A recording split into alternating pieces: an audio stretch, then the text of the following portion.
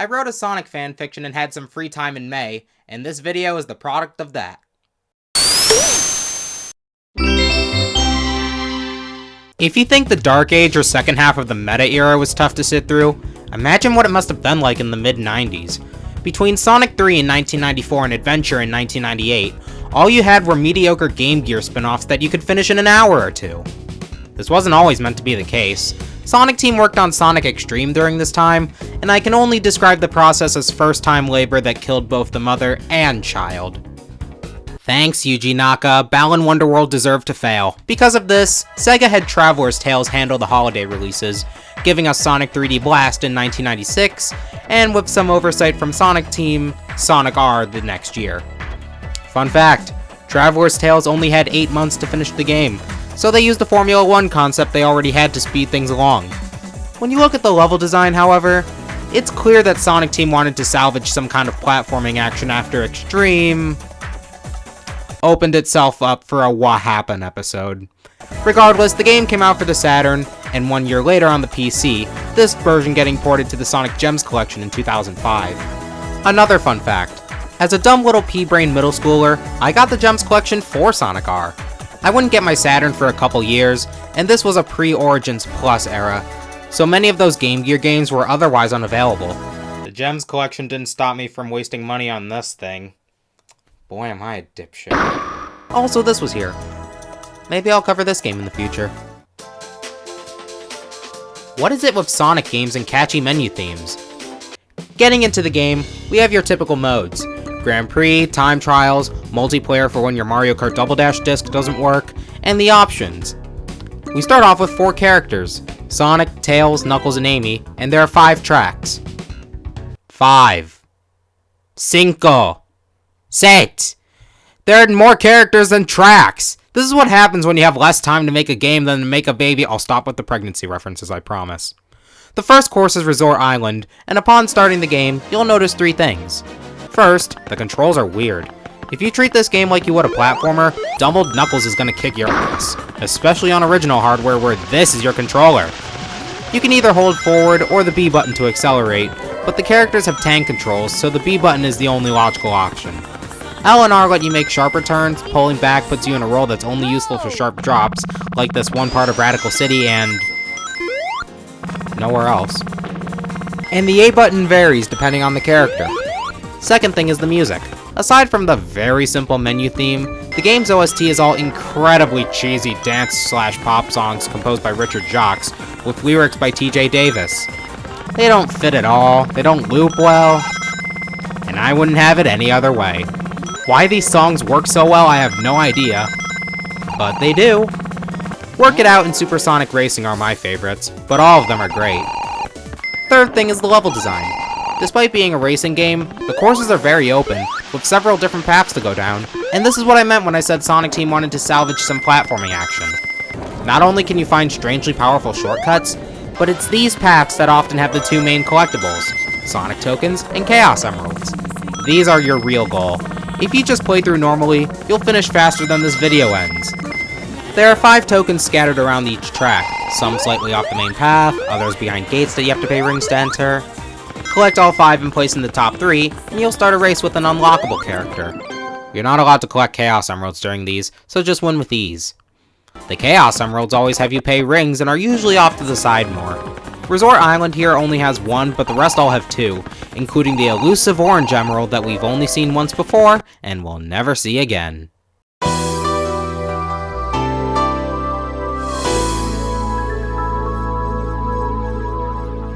Because of the payout and different paths taken, it's best you focus on the tokens in one race and the emeralds in another. It's possible to get everything in one fell swoop, more so on lower difficulties, but I played on hard because mama didn't raise no bitch. I aimed to get everything in one race anyway. I chose my character for each course based on who the unlockable was.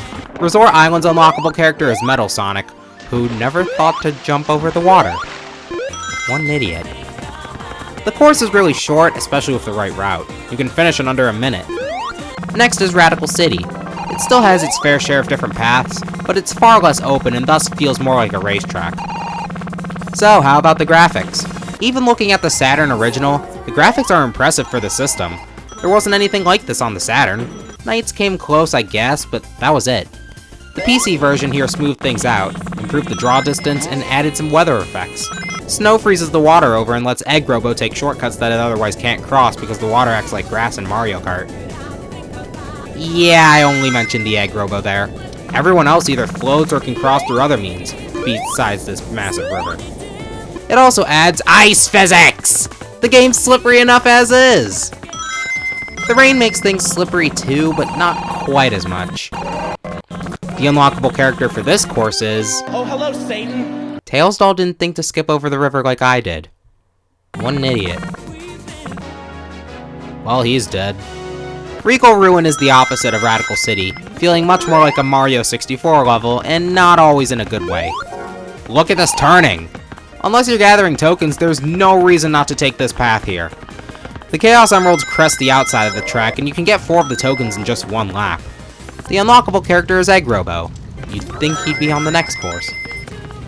Reactive Factory comes after. A lot of tokens here are really out of the way, and they emphasize the tank controls like you wouldn't believe. Look at Knuckles here. He's not even moving. I don't think that's how physics works. The unlockable character here is Metal Knuckles. Is he okay? This course is a nightmare for a one-for-all challenge like mine. Not only do you have to take borderline dead-end paths for the tokens, but the Chaos Emeralds are behind 50 ring gates and take time to fall, and don't even try getting anything as someone other than Tails or Knuckles, because that only makes pathfinding harder. With all the skill, luck, and optimization you need to get everything in one go, it should be on the final for Calculus. And I would know.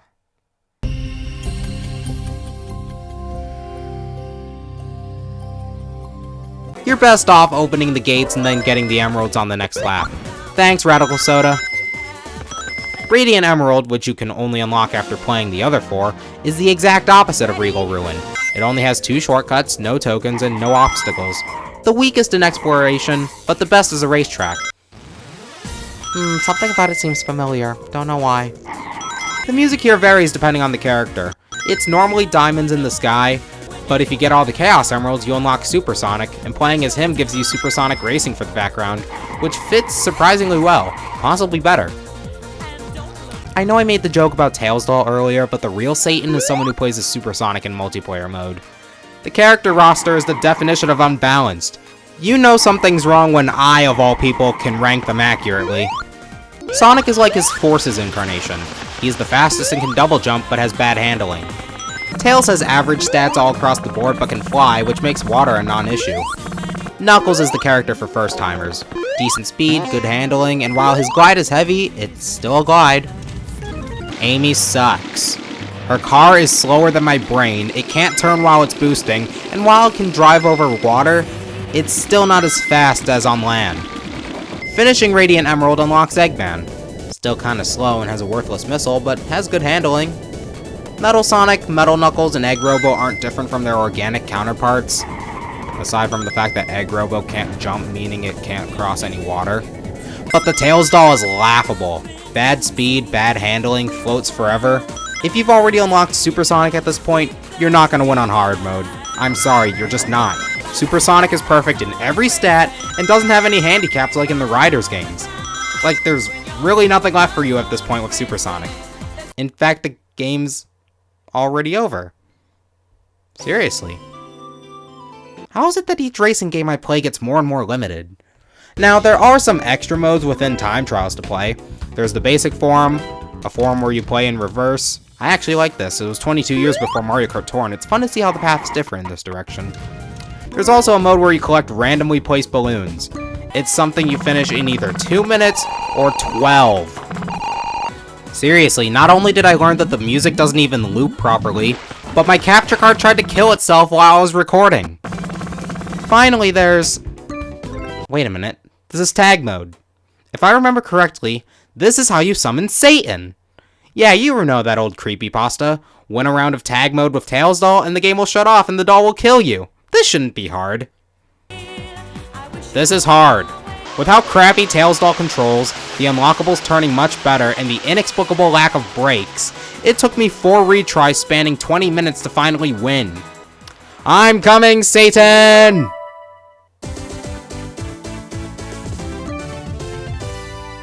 Huh. The game is still on. So I guess it wasn't real after. Ah!